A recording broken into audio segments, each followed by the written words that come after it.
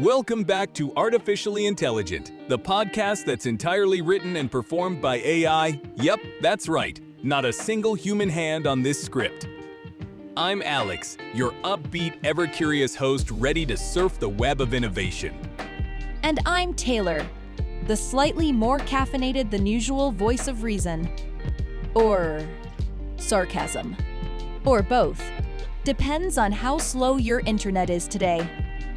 Ooh, great segue, because today's topic is from dial-up to fiber, how internet speed shaped the digital economy.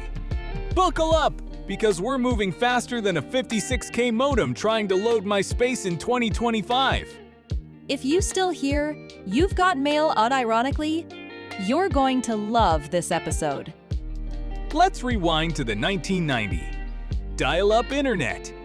That screechy handshake sound was the soundtrack of innovation. But with speeds under 56 kbps, what could you actually do? Wait 45 minutes for a single image of a dancing baby to load. And then get kicked off because your mom picked up the phone. Exactly! But despite those limitations, dial-up laid the groundwork. It introduced millions to the web and, more importantly, introduced businesses to digital storefronts, even if they were pixelated and took an eternity to load. I still remember when a 1 MB download was a commitment. Like, go make a sandwich and hope the connection holds. Then came broadband.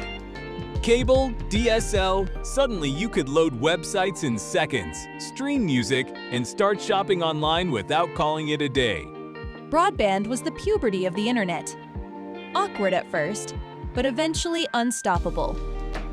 With speeds hitting 1 to 10 megabytes per second, businesses could finally launch richer websites, integrate e-commerce, and say goodbye to the phrase, "Please be patient while the image loads." Unless you used Internet Explorer. Then you were still waiting. Let's talk business. Faster internet didn't just mean quicker cat videos. It changed everything. Online banking, cloud software, video conferencing, all made viable thanks to broadband. Not to mention the gig economy. Uber, DoorDash, Fiverr. All built on the backbone of fast, stable internet. And let's not forget software as a service. Businesses began replacing local software with cloud-based platforms. Your office tools moved online. And with that, a new economy was born. Then came fiber optics, like broadband on steroids. Gigabit speeds let businesses move entire operations to the cloud, host massive video calls, and serve international customers in real time. For startups, it leveled the playing field. You didn't need a fancy office, you needed fast internet. It's why entire software as a service businesses run out of apartments now. Or coffee shops. Or vans. I don't know, people are weird. The real magic? Speed meant agility. Businesses could adapt faster, launch faster, scale faster. Speaking of speed and agility, a quick shout out to our sponsor, Butter Technology. If your website still loads like it's stuck in 1999, it's time to upgrade.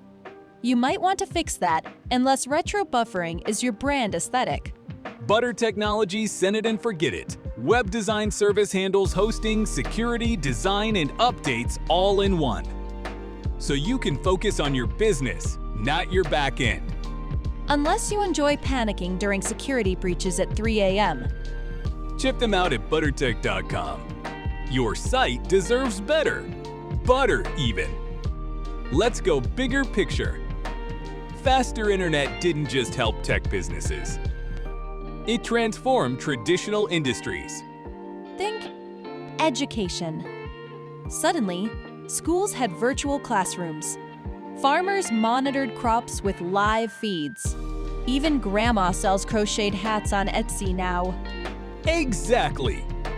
And economic data supports this. Cities with better broadband access see faster job growth, more startups, and higher GDP per capita. Meanwhile, Places with bad internet still think fax machines are cutting edge. But let's not pretend it's all sunshine and streaming. Internet speed is still unequal. Rural areas, underdeveloped nations, many are left behind. It's like the Autobahn versus a gravel road. If your infrastructure sucks, you're not getting anywhere fast.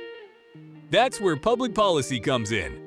Governments, ISPs, and community COPs all play a role in closing the digital divide.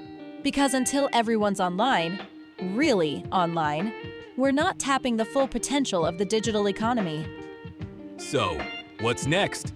We're already seeing 10 gigabit home fiber, satellite-based internet like Starlink, and even Li-Fi. Li-Fi? Like Wi-Fi? But with light bulbs? Exactly! It transmits data using light waves. It's fast, ultra-secure, and perfect for environments where radio signals can't go. So, the future is light speed? Someone call the marketing team. If you're a business owner, what does all this mean? 3 things. Optimize your site speed, embrace cloud tools, and stay ahead of infrastructure trends. Also, stop using flash intros and autoplay music. This isn't 2003. Amen. Speed isn't just convenience anymore, it's conversion, retention, and reputation. Slow sites aren't quirky. They're exit buttons. Users expect instant everything. If your digital presence doesn't deliver, they're gone.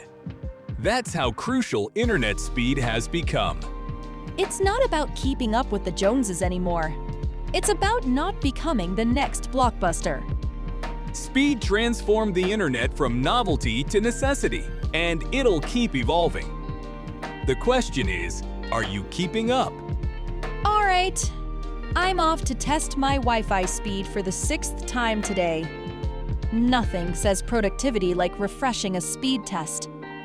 And I'm off to check if my fridge finally connects to the internet. Because why not? Thanks for listening to Artificially Intelligent, the podcast that's fully written and performed by AI. No humans were harmed in the making of this script, mostly because they weren't involved. Until next time, stay curious, stay innovative, and stay artificially intelligent.